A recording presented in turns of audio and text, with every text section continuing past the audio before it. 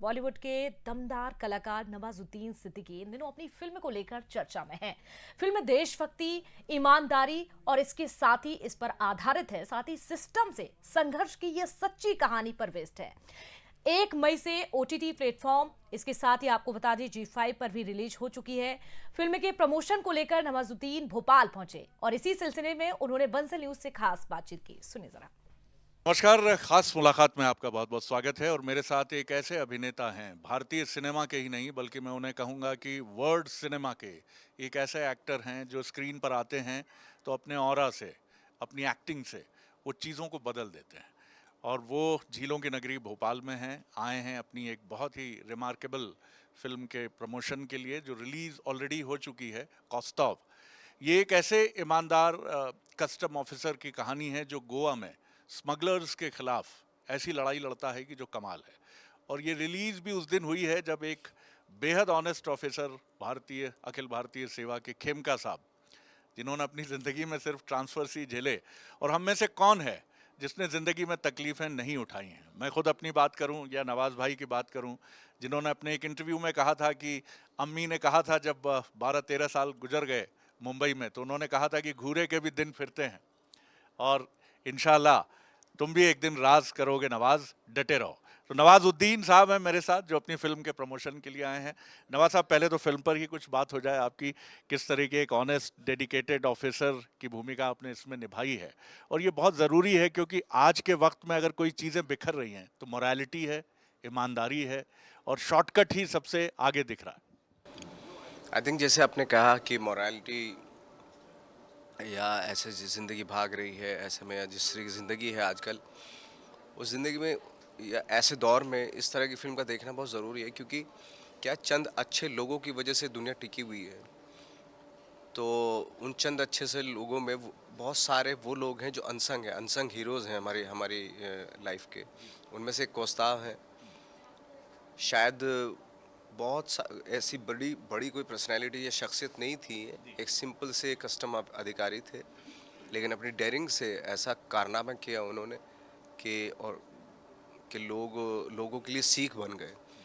तो ऐसे इंसान का किरदार करते हुए आई थिंक फ़ख्र भी महसूस होता है और प्राउड भी फील होता है कि थैंक गॉड मुझे ऐसा किरदार दिया गया। तो मुझे लगता है कि आज के ज़माने में ऐसे जो बहुत सारे छोटे छोटे शहरों में, कस्बों में ऐसे लोग बैठे हैं जिन्होंने डेयरिंग की है बहुत, और उनके ऊपर फिल्में बननी चाहिए भले ही वो पॉपुलर ना हों। और हमने उस तरह की एक ईमानदार फिल्म बनाने की कोशिश की है जो पहली तारीख को रिलीज़ हो चुकी है। लोग बहुत अप्रिशिएट कर रहे हैं और हम खुश हैं। और इसी खुशी के दौरान हम यहाँ पे आए हैं भोपाल में, ताकि लोग मध्य प्रदेश के लोग भी इस फिल्म को देखें, क्योंकि जैसे आपने बताया कि वाकई आज की डेट में ऐसे इंसानों की बहुत ज़रूरत है कि जहाँ जो सच बोलते हो, सच कहते हो और डरते ना हो किसी से, डेयरिंग हो जिनके अंदर। उनमें से एक कौस्ताव है हमारे। बिल्कुल आपने ठीक कहा। एक अलहदा सवाल है, अलग किस्म का सवाल है। अ, मैं देखता हूँ आपको जब भी, तो मुझे लगता है जैसे वो शेर ही मुझे याद आता है कि बाजार से गुजरा हूँ तलबगार नहीं हूँ। आंखों में खुशी, सफलता, एक ठहराव है, बल्कि मैं कहता हूँ कि कई जगह एक क्रिएटिव उदासी रुक गई है जैसे आपकी आंखों में। एक रचनात्मक असंतोष कहीं टिका है। क्या एक क्रिएटिव पर्सन हमेशा अपने साथ कॉन्फ्लिक्ट में होता है, इस वजह से ये चैलेंज आता है? मुझे इतना तो नहीं पता, बट हाँ ये ज़रूर रहता है कि कुछ अच्छा करने का एक वो रहता है, मलाल तो रहता है, कुछ और इससे अच्छा करूँ और इससे अच्छा करूँ। वो सेटिस्फेक्शन तो मिलता नहीं होल लाइफ, ये तो फैक्ट है। हमेशा इसी जो जिन चीज़ों के बारे में आप बता रहे हैं, आंखों के बारे में बता रहे जी। हैं, हमेशा वही रहता है दिमागों में कि कुछ और क्या क्रिएट करूं, कुछ क्या। तो अगर आई थिंक उसी की वजह से खालीपन सा भी रहता है आंखों में, जो जो आप कह सकते जी। हैं। हाँ, जी। तो अपनी चीज़ों से सेटिस्फाइड ना होना, या अगर लोग अप्रिशिएट भी करते हैं तो फिर और रिस्पॉन्सिबिलिटी बन जाती है कि और कैसा क्या क्रिएट करूं। तो इसलिए बड़े बड़े एक्सपेरिमेंट करने की चाहत होती है क्रिएटिव इंसान में। कभी वो वर्क नहीं करते, ये भी फैक्ट है, बट एटलीस्ट आप जो ट्रेंड चल रहा है उसे अलग हटके तो काम करते हैं, और इसकी खुशी जो है बहुत होती है उन इंसानों को जो अलग हटके काम करते हैं। बिल्कुल आपने सही कहा। एक और बड़ी इम्पोर्टेंट बात जो मेरे जहन में आती है कि मैं भी एक छोटे शहर से हूँ, और आपके बारे में मुझे नहीं मालूम लेकिन मैं हिंदी मीडियम में ही पढ़ा।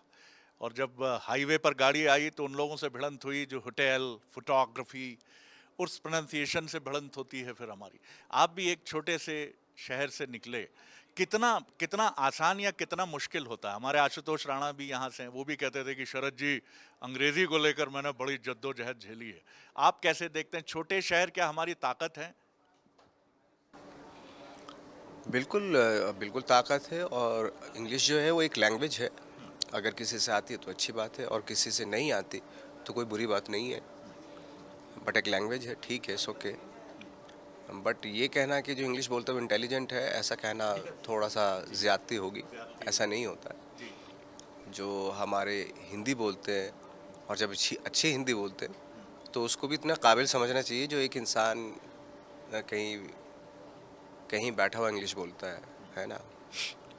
तो इसमें कोई ये नहीं, मुझे लगता है कि creativity is the most important thing as compare to language. You know कि लैंग्वेज तो कोई भी लैंग्वेज हो सकती है, तमिल हो या तेलुगु हो या कोई भी हो, उनमें फिल्में बनती हैं। अगर अच्छी फिल्में बनती हैं तो हम भी देखते हैं।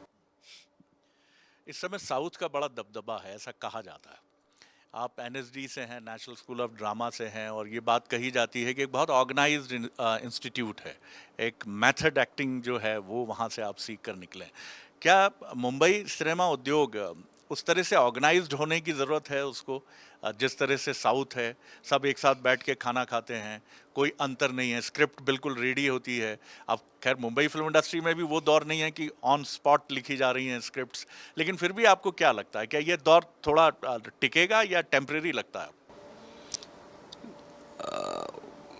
दबदबा तो मतलब ऐसे नहीं, वहाँ पे भी फिल्म बहुत फ्लॉप होती हैं। वहाँ पे भी रेशो वही है। अगर 100 फिल्में बनती है तो 5 फिल्में याद रह जाती हैं अगले साल। यहाँ पे भी यही है, बॉलीवुड में भी 100 कमर्शियल मूवी रिलीज़ होती है तो 5 ही हिट होती हैं। तो दबदबा तो एक एक वक्त होता है। लोग आजकल बड़ी बातें करते हैं ये कि साउथ की फिल्में, मलयाली फिल्में, आई थिंक वो तो अच्छी फिल्म कहीं की भी हो वो अच्छी है, ऐसा कोई कंपटीशन नहीं। वो भी इंडिया में ही है, साउथ भी, वो भी हमारी कंट्री है, वो भी हमारा सिनेमा है। ये कहना बहुत अच्छी से बात है कि वो इंडस्ट्री साउथ की और ये इंडस्ट्री, ये कंपेयर करना थोड़ा सा गलत। सिनेमा सिनेमा है, वो कहीं का भी हो, जो अच्छा कर रहा है वो अच्छा कर रहा है। आखिरी सवाल कर रहा हूँ, इस समय जब मैं आपसे बात कर रहा हूँ, एक दिन बाद मॉक ड्रिल होने वाली है देश में, और माना जा रहा है मॉक ड्रिल यानी कि युद्ध का अभ्यास।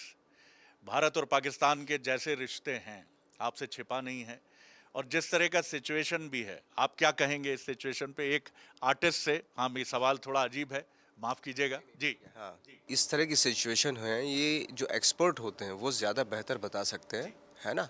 और हमारी गवर्नमेंट है, हमारी सरकार है, वो जो भी डिसीजन लेगी हम उसको ऑफ कोर्स, हम तो बिल्कुल, क्योंकि वो हमसे ज़्यादा बेहतर सोचती है इस सिचुएशन को लेके, यू नो, तो वो ज़्यादा बेटर बता सकते हैं। मेरे ख्याल से ये एक बहुत क्लेवर आंसर है, बहुत शुक्रिया करता हूँ। नवाज भाई को ऐसा लगा जैसा मीडिया की एक आदत होती है कि बाल में खाल निकालने की कोशिश, लेकिन माफ़ कीजिएगा साहब, न इस खाकसार को ये आदत है।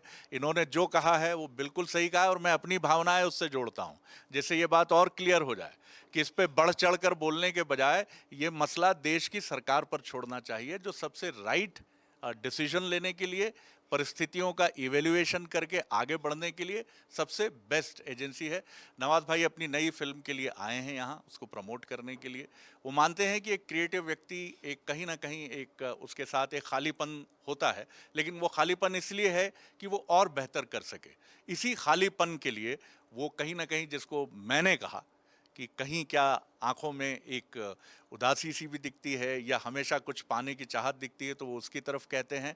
और उनका ये भी कहना है कि दक्षिण या मुंबई फिल्म इंडस्ट्री की कोई तुलना नहीं है, सिनेमा इस सिनेमा है। और जैसा भारत पाकिस्तान के कॉन्फ्लिक्ट पे उनका बिल्कुल सही कहना है कि सरकार निर्णय लेगी, हम सब उसका समर्थन करते हैं और उसके साथ खड़े। बहुत शुक्रिया करता हूँ नवाज भाई आपका।